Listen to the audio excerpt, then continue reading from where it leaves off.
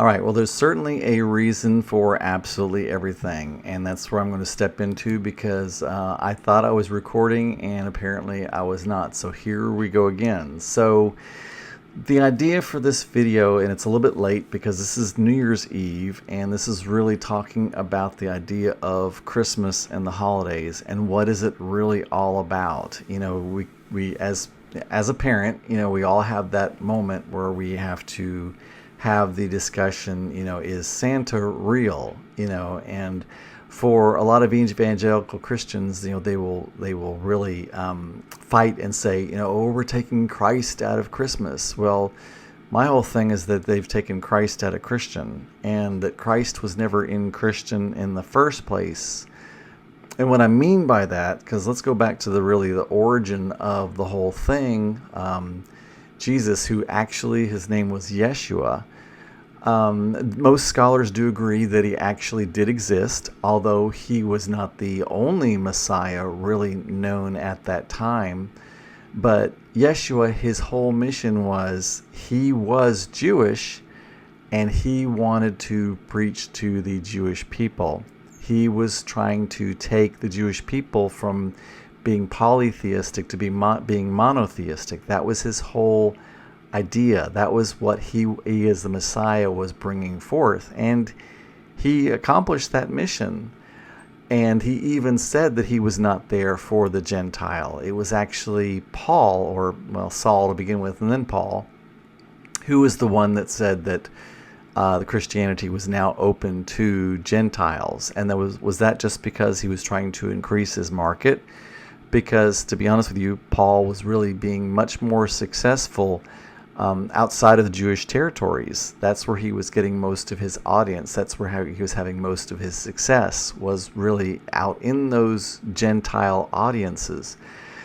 And if you get back to it, you know, Yeshua had said that Peter would be the rock upon which the church was built upon. And Peter didn't like Paul. By Paul's own admission, he says that in one of his letters.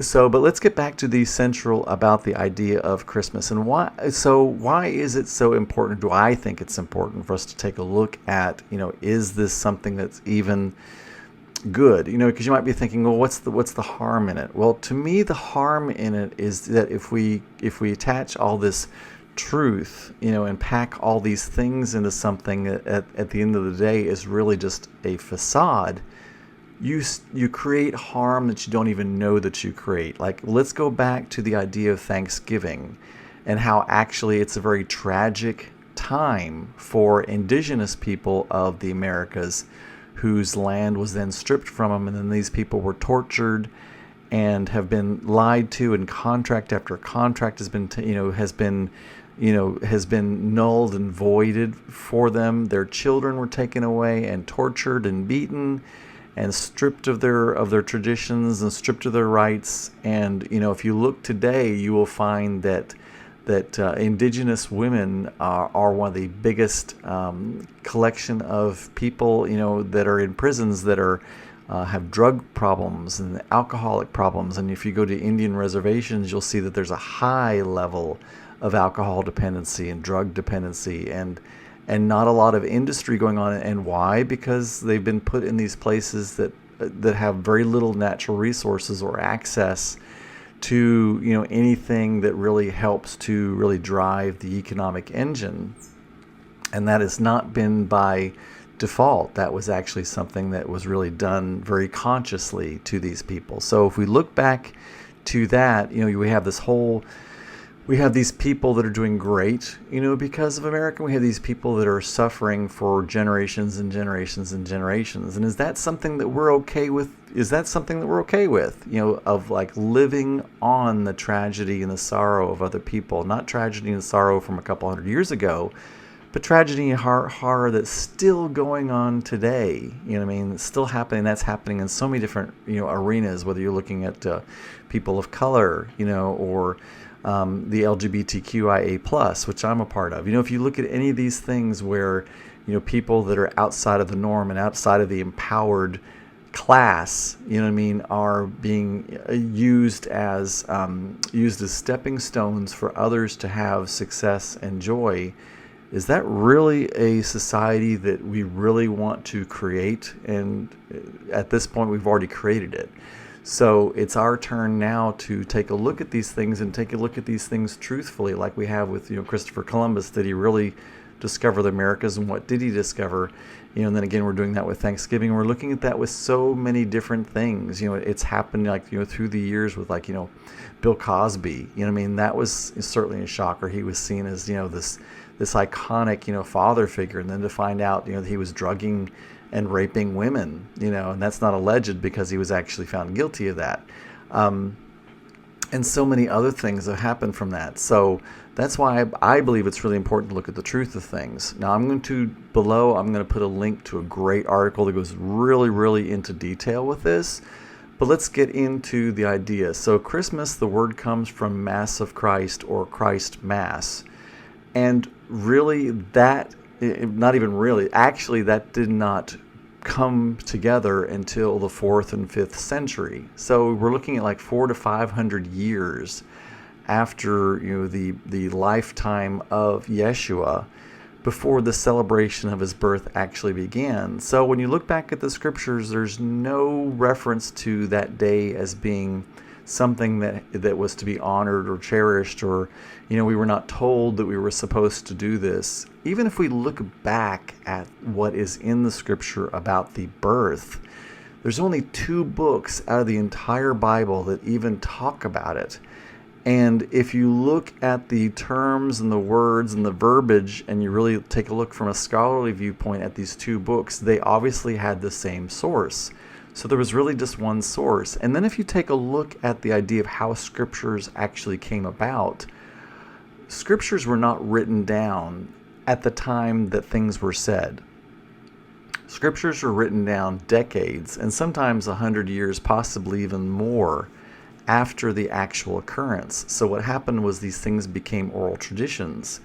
They came from where people would sit around and regale each other with these tales and tell each other these things. And if you set 10 people down in one room, and you start from one person and go to the 10th, and each person tells the next person the same story, by the time it gets to the 10th, it's a completely different story. Well, now add decades onto that. And how does that story change? How do people add their own mix and their own flavor and their own ideas of what is really cool and their own interpretations of what they heard? Because the most unreliable evidence in a case is eyewitness evidence, because everybody views things in their own way. You can have a room full of people witness the same thing, and they will all describe it in completely different ways. They will have seen it completely differently, will describe it differently, and they'll be telling the truth from their point of view,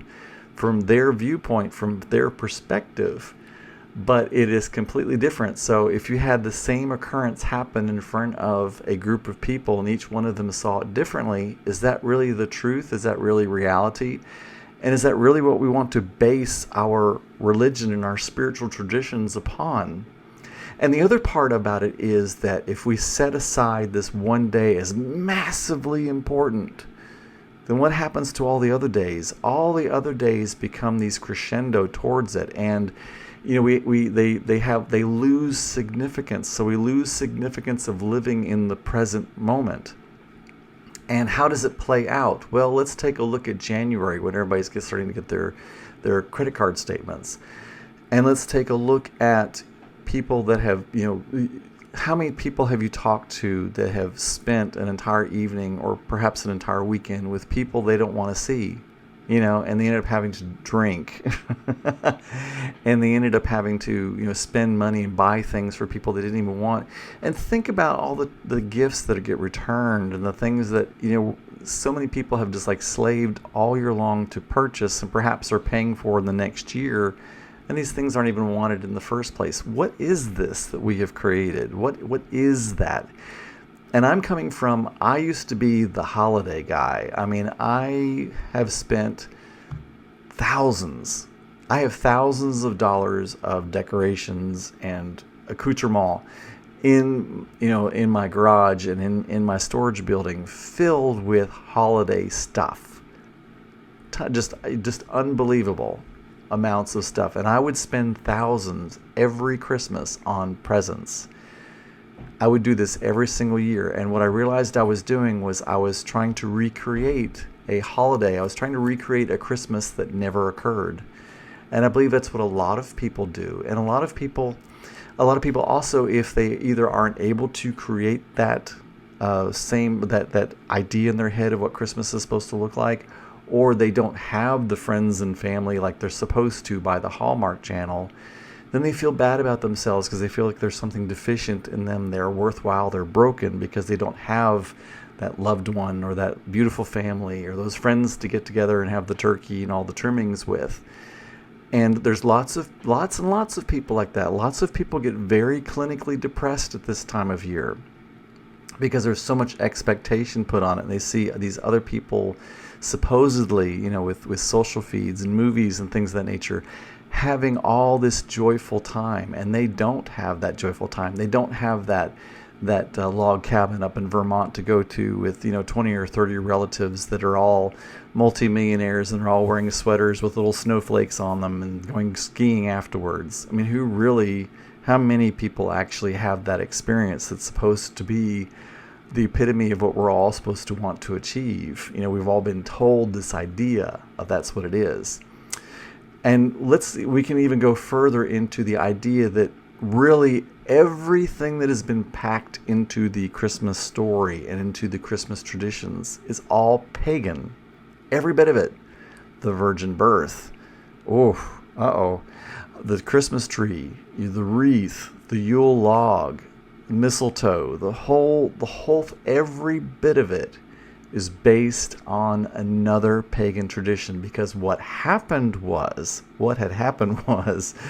that the lower classes and the slaves at the time of Yeshua began to feel empowered, because Yeshua told them, he told us, that you will do far greater things than I did.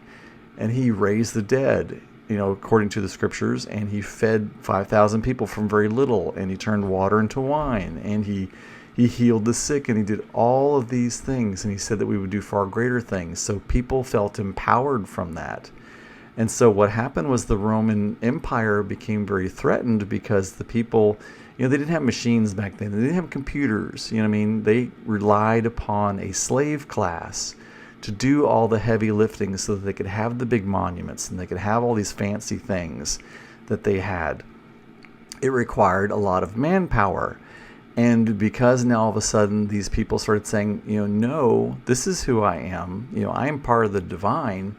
They realized that they had to do something, and they had to do it very quick. So they took the idea of Yeshua's, pronouncements and this group of people that were beginning to call themselves, after the Christ, and they made that the state religion. And then they started packing their own stuff into it. They started creating their own story, because beliefs are just thoughts we keep thinking. And what happens is there's this collective consciousness where we believe that whatever the sayings or the thoughts were from the generation before, we take those as concrete.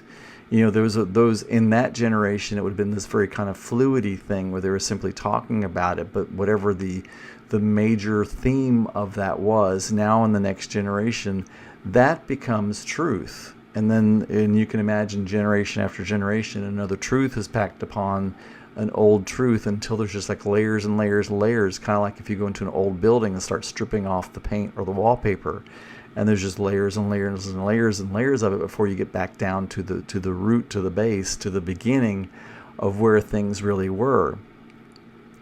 And really, when you get down to the idea of spirituality and who God is and who the divine is, it's different than being human. So to human, divine God is weird, strange, crazy looking, and we try to humanize everything. We try to make it pretty. We try to put a bow on it. That's what we try to do, but that's really not what it is at the end of the day. And my mission is actually, for me as a spiritual life coach, I believe my mission is to make it to where you no longer need me, because I'm not it. I simply believe in it. I have faith in that, and I have faith that it is available at least as much as it is to me, to you, if not more, and that you can go on and have that your own divine connection, and that you can go on and you can live a life where you are experiencing and seeking joy in every single moment. And that's what's so important to me about the idea of the holidays, is that we overemphasize this one day and strip away emphasis from other days, and then we have these expectancies, wrapped into this one moment. And anytime that you have expectancies, you're always going to be let down. So you have this suffering because you're waiting till the day happens. And then the day happens, and then you're having this suffering because the day didn't turn out like you wanted it. And then you have suffering afterwards because you think, okay, now I've got an entire year to try to rebuild to make my expectancies come true for the next one. Well, if you give each moment the same presence, the same attention, the same importance, then you're no longer putting all of that and packing that all into one moment. You're giving each moment its own presence, his own presence. And you're giving each moment its own importance, and not packing more importance on another moment, so that you can live in the present, because that is all you have, is this very instant right now is all you have. So I'm going to link that article down below. It's just goes exhaustively into all the different traditions and how the traditions really got brought in, and who brought them in and why they brought them in. And the whole idea, it was because they had all these pagan traditions that were going on, and they found that the only way that they could empower themselves, empower their own government systems, was by incorporating what was already important to these other people into it. It's like you can't beat them, join them. So they just made it part of the story of it, so that people could continue to do the things they were going to do anyway, but now it was called this. They were still doing that. It was now called this, and it was now part of this tradition. And if you saw that person doing this, it was because now they believed in this. See? So it was this whole idea of those people had those pagan traditions that had been given to them by their parents or foreparents or forebears. And now those traditions now had a whole new meaning, because it got packed into this new story. And that's how things happen. So my quest in my master's in religious studies is to peel off those layers after layers and get back to as much of the core that is possible. Because another thing, unfortunately, that happens is whoever wins whatever battle, they tend to destroy the records of all of their opponents, because now they want the story to match theirs. A lot of times people win that may not be, for whatever reason they won. Now they have to win again, in that they have to win the hearts of the people that are there, and they have to win the hearts of the future. And the only way to do that is to strip away all of the ugliness of how they won. And so what they'll do is they will scrub. They'll scrub the monuments and the records and all these things of what's happened. So there were even a lot of sects of SECTS. There were lots of different, parts of the Christian tradition or religion that was really started after the death of Christ that are not talked about. There were I believe there was like 5 different it veered off into different ways that it was expressed and thought of and investigated and really preached about and brought forth.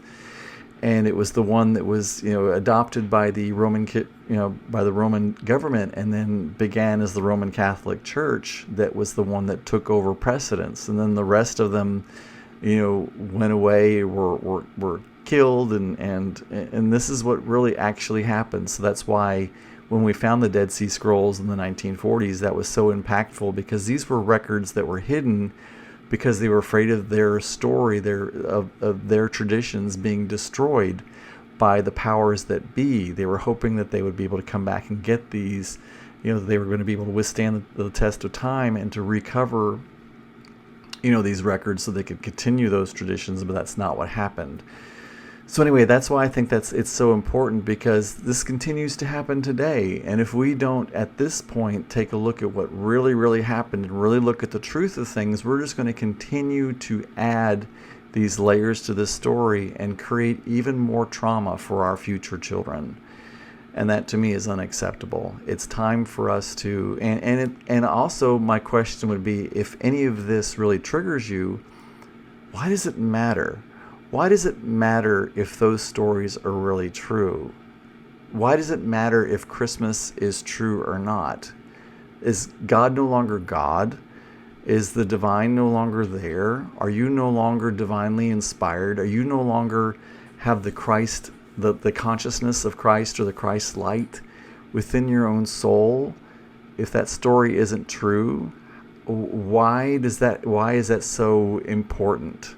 Is that just part of your ego? Is that part of your structure? Is that what your parents have told you, your preacher told you, you told your kids? At the end of the day, what's really important is to be grown up and adult and strong enough to be able to take a look at things and say, what is the truth of this? What is really the truth? And let's stand up and let's take a look at this honestly and completely. And if God really is God, then he'll be there at the end, and he'll be there in even fuller than he was at the beginning. Because if we have to find him through a lie, then that's not really God. We should be able to find him through the truth, because the scripture even says that the truth will set you free, and that the truth will always prevail, and the truth will always be unveiled. So I think it's time for us to do that. I think it's time for us to look. And I think it's time for us to be really truthful about who Yeshua was. And okay, so he was there only for the Jewish people, but at the same time, he was able to, as a human being, take on those divine energies and those divine powers and to do amazing things. And he did say, or according to the scriptures he did, and he said it many times, that you will do far greater things than I will do. And I think it's time for us to start doing that. I think it's time for us to start living lives of joy and teaching other people through our example of how to live lives of joy. Because we are just on one little tiny blue sphere out in the middle of nowhere. No one's coming to rescue us. We're all by ourselves. And we gotta find a way to thrive. We have to. And we can. And it's happening. So that's my little moment. Look down at the resource below if you'd like to see some more information on that. And if you are triggered by it, my question to you would be to ask yourself, why am I triggered, and why does it matter at the end of the day? And love, peace, and release.